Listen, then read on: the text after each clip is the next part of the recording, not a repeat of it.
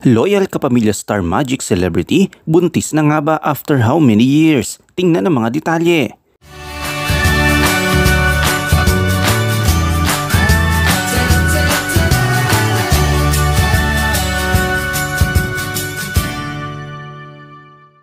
Nasa South Korea si Shai na magdayaw para sa 28 Busan International Film Festival kung saan ipapalabas ang kanyang pelikula na Essential Truths of the Lake nang makarating sa kanya ang balitang nagdadalang tao siya. Sa kanyang IG story nitong Martes, October 11, naglabas ng video ang kapamilya actress upang patunayang hindi siya buntis, kung saan ipinapakita na siya ay umiinom ng beer. Tinawag ni Shaina ang mga chismis na ito na fake news at aniya, sa caption ng story, "So, been getting messages from family and friends for days now about some fake news that is going around back home. My goodness, I am not pregnant, people." Wala raw itong halaga kung sakali mang buntis siya dahil nasa tamang edad na siya. Diin pa ni Shaina, kung may katotohanan mang siya ay nagdadalang tao ay hindi niya ito itatago. Dagdag pa niya, "Will never deny if I were since I'm already of age, no? But nope, I ain't preggers. Cheers from Busan." Sa isang panayam ng PEP naman ay sinabi ni Shaina noong December 16 ng 2022 pa, ibinahagi niya na isa isang single kahit ilang beses na niyang iniwasan ng pag-ibig. Ayon sa aktres, sa kabila ng mga pag-iisip na handa na siyang magmahal muli, palaging naudlot ang mga ito.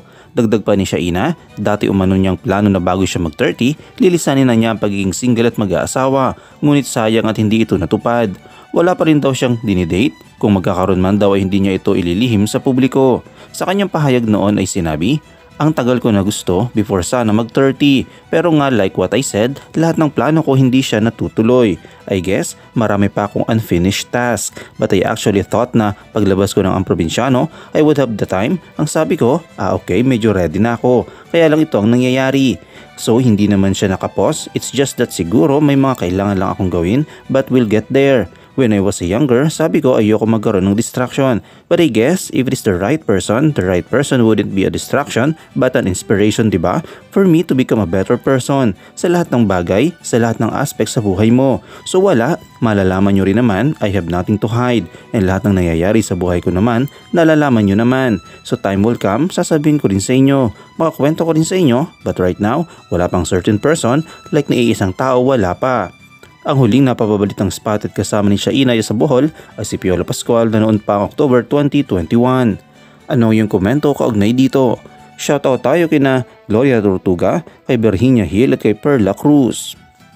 I-comment mo lang ang inyong opinion sa comment section at huwag kalimutang i-like, i-follow, i-subscribe ang bcgram.net para sa mga latest happenings.